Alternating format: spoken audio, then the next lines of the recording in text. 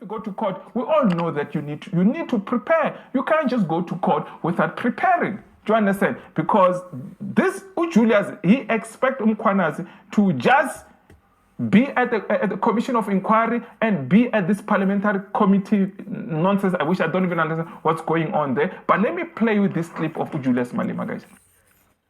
Chair, I just want to make one simple point, if you don't mind. Welcome, Honorable Malema. Thank you. I think we must make one point very clear. That we're not going to be told by Mkhwanazi what must happen, what must not happen. If we are looking for him, we have to find him. And if he's not going to make himself available, we're going to have to summon him. He's the one who started this mess, and he's going to have to take responsibility. He's not going to tell us about commission this, commission that, and all of that. We don't know what commission is doing. We're not interfering with the commission, and the commission must never interfere with us. So, Mkhwanazi must be summoned to this committee. This ad hoc committee, it's established because Mkhwanazi took his own time to say the things he said, and is not going to tell us now that he's not available. The same way he was available to appear on TV with guns and everything else, that is the same way he's going to avail himself to this committee. He needs to be called, and the sooner we call him, the better. And if he's not responsive, you must summon him.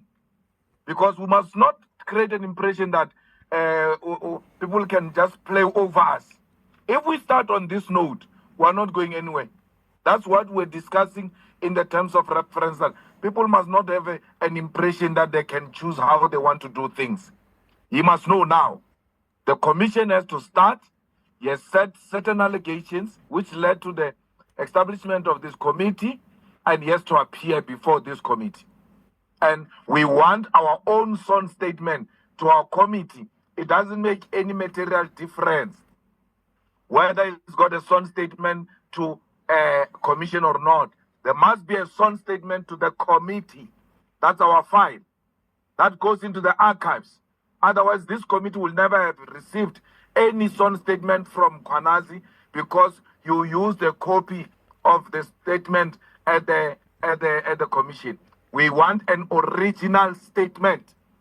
Let him write an original statement to the committee. Whether he does copy and paste and just change the addresses and all of that, it's his own baby to nurse. But we are a committee. We are not a subcommittee of the commission. We are established by Parliament. The commission is established by the executive. Therefore, we are doing two different things, and we have to report back to Parliament.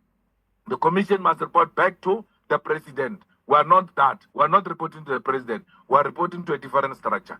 So we must not be sheepish about what we want to do. The sooner we start, the better.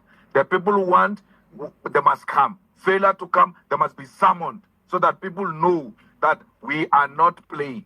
The last point I want to emphasize, WhatsApp groups are created for speed up information.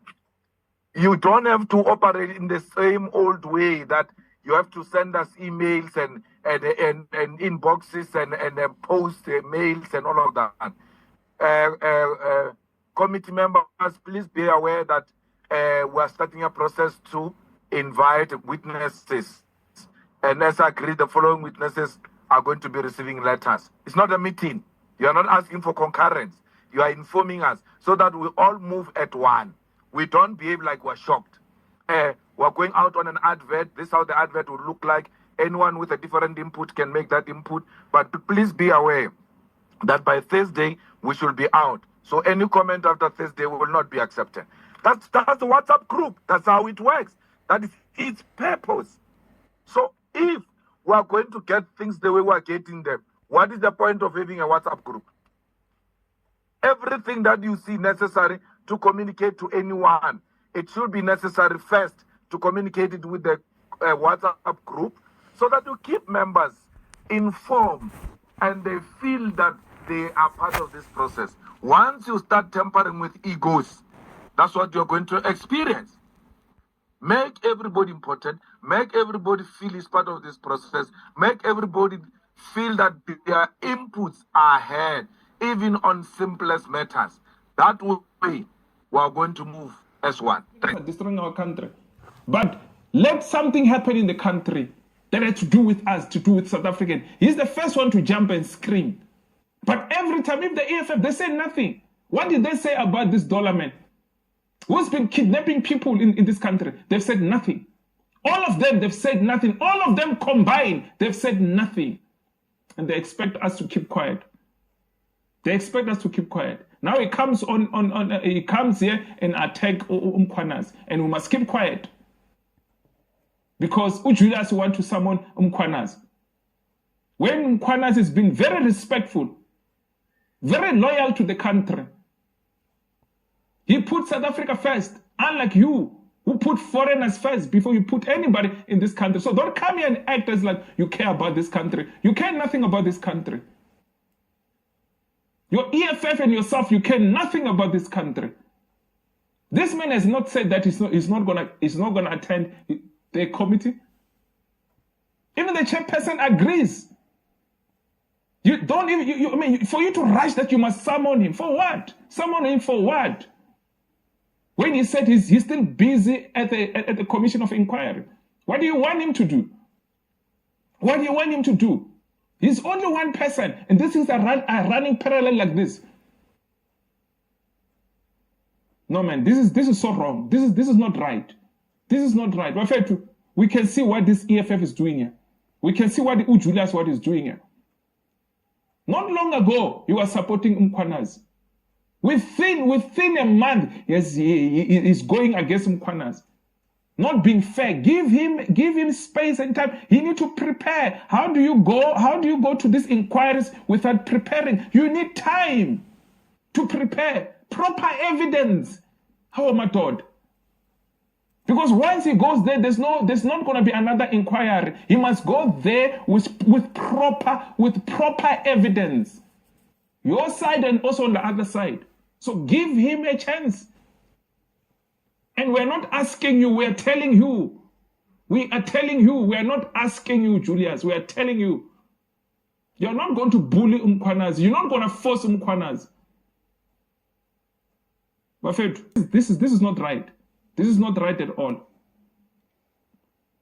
If you go to court, you need to prepare. If you have been called to go to court, you need to prepare in time. And you need time to prepare.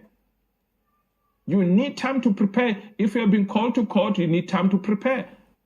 Yeah, and he knows it. He knows it very well that you can't just go to court or go to this commissions of inquiries without preparing.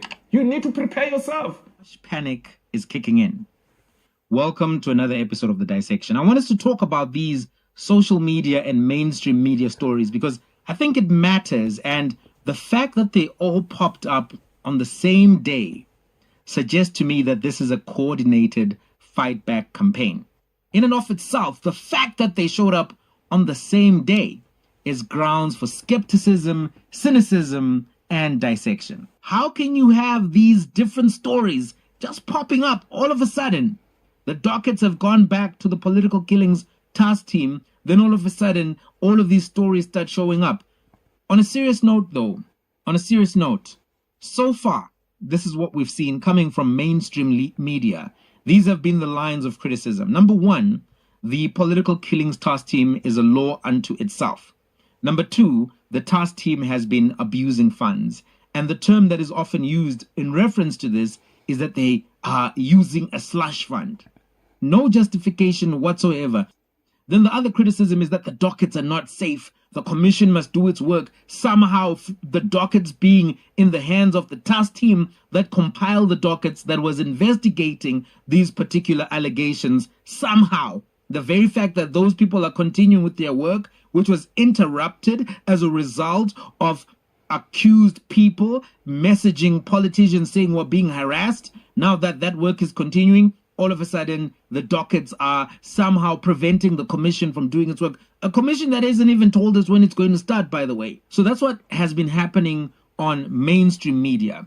I mean, even on the 6th of July, when Mkhwanazi made the announcement, we saw Paul O'Sullivan come out and say Mkhwanazi was a criminal, Masemola was a criminal. Even on that very first day, he could not back up what he was claiming. He was just using the appeal to Mlungu authority. I'm a Mlungu, listen to me, I told you this guy is not legit, therefore, trust me, believe me, trust me vibes. Just no sources, no references. Do you remember how that went down?